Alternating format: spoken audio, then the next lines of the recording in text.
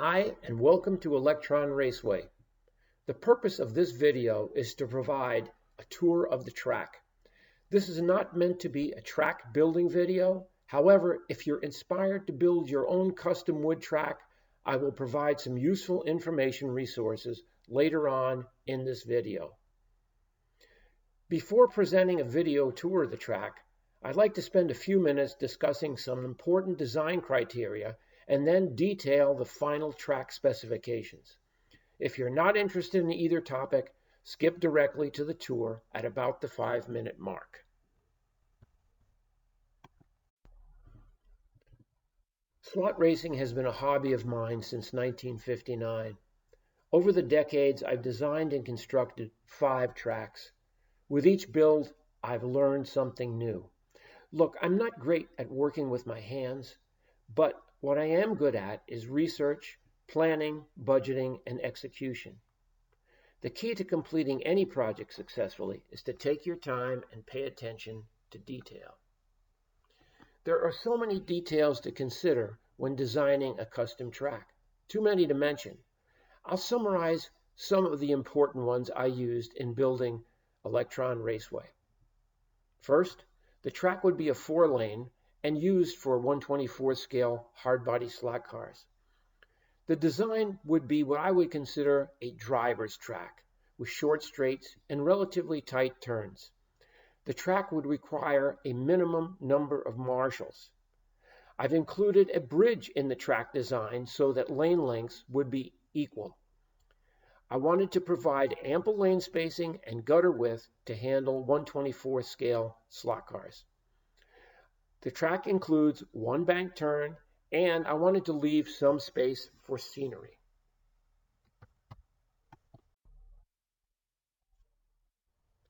This is another image of the track as shown from what I call the keyhole corner.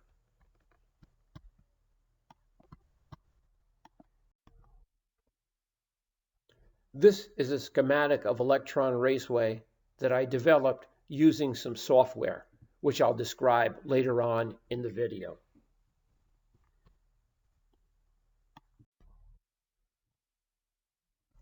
The track footprint is 24 feet by 18 feet. The surface is MDF finished with epoxy paint. It's a 4-lane track with lane spacing of 4.5 inches, and each lane is about 90 feet. The minimum turn radius is 12 inches. The braid that I used was traditional braid, that is, it wasn't magnetic. Track power comes from a Rivergate 13.6 volt 70 amp power supply. Crash walls are hardboard, softened with rubber wall base molding. Timing and scoring is provided by TrackMate.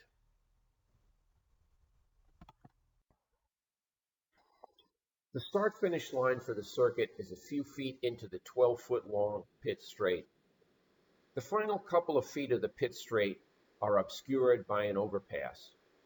Now I'll walk around to the other side of the overpass. As you can see, the first corner begins almost immediately as one exits from under the overpass.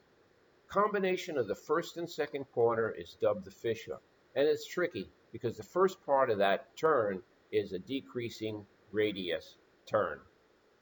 Exiting the fishhook, there's a 5-foot straight, just enough to goose the throttle before entering the 180. Almost immediately after exiting the 180, there's 2 jogs to the left, which I call the chicane.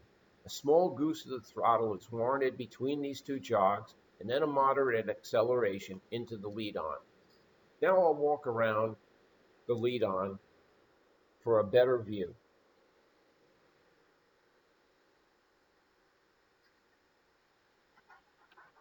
After exiting the lead-on, there's a 9-foot straight into a bank turn, followed by a 7-foot straight. It's full throttle with only a quick off and on of the throttle to navigate the bank.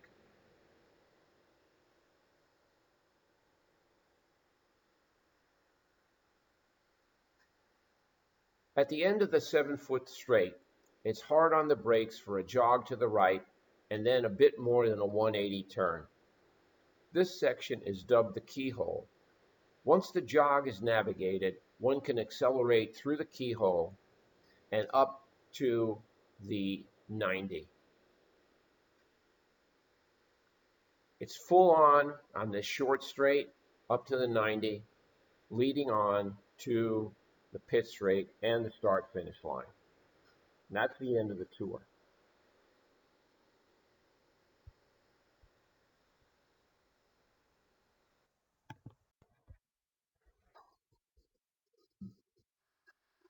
Just to give one an idea of the flow of the track, I'll take a few hot laps with my Toyota GT1.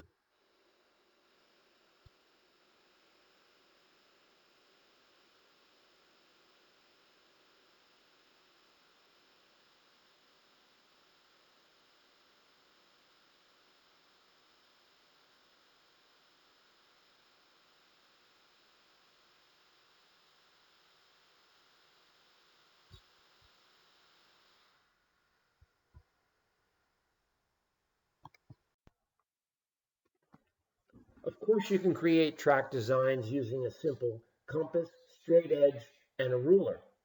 But I found this to be much too time consuming and cumbersome. Instead, I used a free app called Tracker 2000. It allows one to create custom track sections.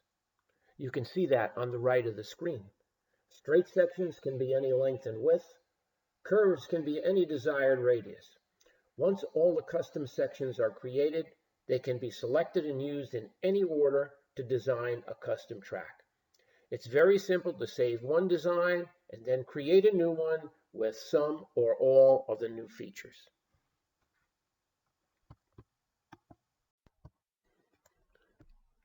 There are scores of track building tutorials on the internet, but I think these three stand out. First, Chris Frost building and maintaining tracks. Now, Chris does talk about building a track, but more importantly, he talks about design criteria. And I think this is very important in designing a track that flows and is really interesting. Steve Ogilvy is a Primo Pro builder, and he has a thread on slotblog.net that talks about how to build a slot car track. Very detailed, very good. Now, if you're more into a track that is a tabletop model, Stan Ferris, an amateur builder who lives in Arizona, created an 8-part series on YouTube.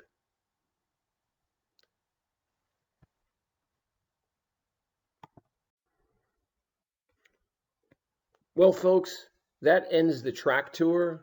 Hope you enjoyed it. See you next time. Thanks.